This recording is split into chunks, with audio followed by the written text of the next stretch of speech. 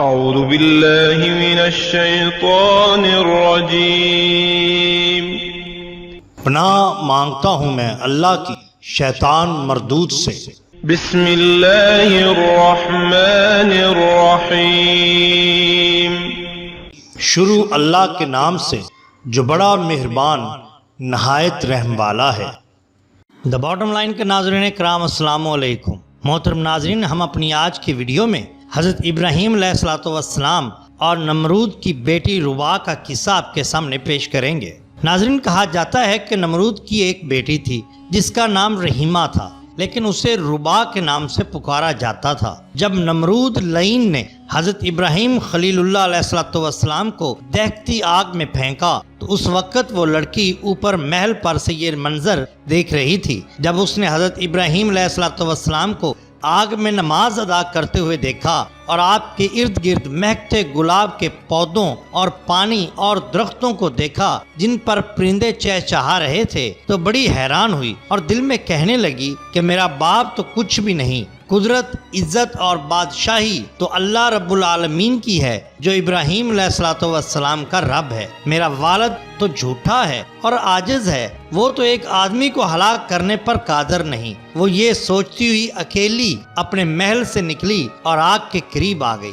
اس نے باہر سے حضرت ابراہیم کو پکارا، اے ابراہیم، کیا آپ کے علاوہ بھی کوئی آپ کے رب کی بارگاہ میں اجازت پا سکتا ہے؟ آپ نے فرمایا، ہاں، وہ شخص جس کا دل میرے رب کے لیے خالص ہو تو آگ میں اس کا حال بھی اسی طرح ہوگا جس طرح میرا حال ہے۔ اس نے کہا، میں چاہتی ہوں کہ تمہارے رب کے ساتھ صلح کر لوں۔ آپ نے فرمایا، تو پھر آگ میں داخل ہو جاؤ۔ اس نے آگ میں داخل ہونا چاہا تو ڈر گئی۔ آپ نے فرمایا، ڈرو مت۔ اسی وقت آگ کو حکم ہوا، اے آگ، میری بندی کی حفاظت کر۔ اس کے بعد وہ آگ میں داخل ہو گئی۔ وہ جس جگہ پاؤں رکھتی تھی اللہ کے حکم سے وہاں سے آگ ٹھنڈی ہو جاتی۔ اس طرح وہ چلتے چلتے حضرت ابراہیم علیہ السلام کے پاس پہنچ گئی اور کہنے لگی، لا الہ الا اللہ ابراہیم خلیل اللہ، میں نے یہ ارادہ کر لیا ہے کہ میں جب تک زندہ رہوں گی آپ کے دین کو نہیں چھوڑوں گی اور اپنے ظالم سرکش والد کو دعوت دوں گی، ہو سکتا ہے کہ وہ میری نصیحت مان لے۔ یہ کہہ کر وہ واپس آئی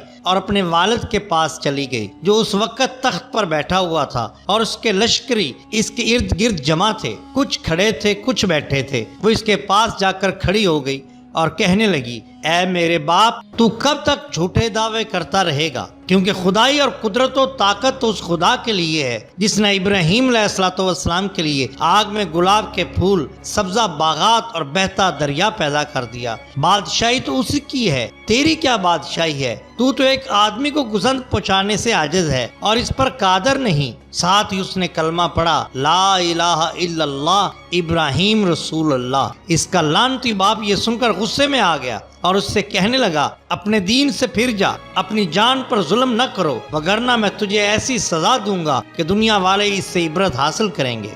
اس نے کہا، میں دین حق کو ہرگز نہیں چھوڑوں گی اور نہ ہی اپنے رب کی نافرمانی کروں گی، تو جو چاہے کر لے۔ اس نے یہ سن کر اپنے کارندوں کو حکم دیا، انہوں نے اس کے کپڑے پھاڑ ڈالے اور اسے پیٹنا شروع کر دیا، لیکن وہ اپنے دین سے نہ پھری۔ پھر نمرود نے اس کے دونوں ہاتھ کاٹ دینے کا حکم دیا۔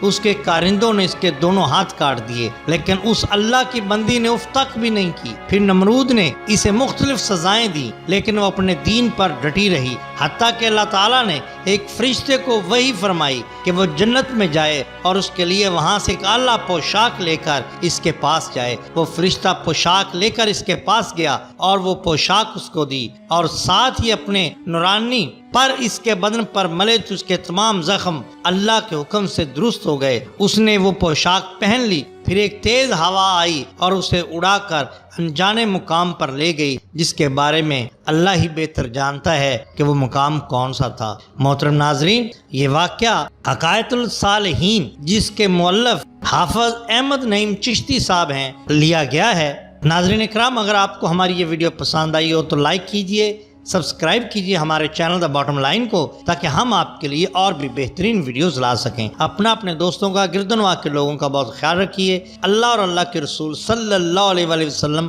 سے بہت محبت کیجئے۔ آپ کا بہت شکریہ۔ اللہ حافظ۔